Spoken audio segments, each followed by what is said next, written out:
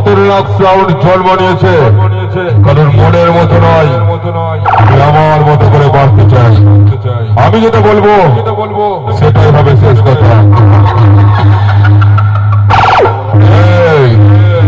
তোদেরকে কম্পিটিশনের মাঠে অন্নপ্রাশনের দাওয়াত দিতে আসিনি, তোদের এই লম্বা চওড়া ডায়লগ গুলো বন্ধ করতে এসেছি।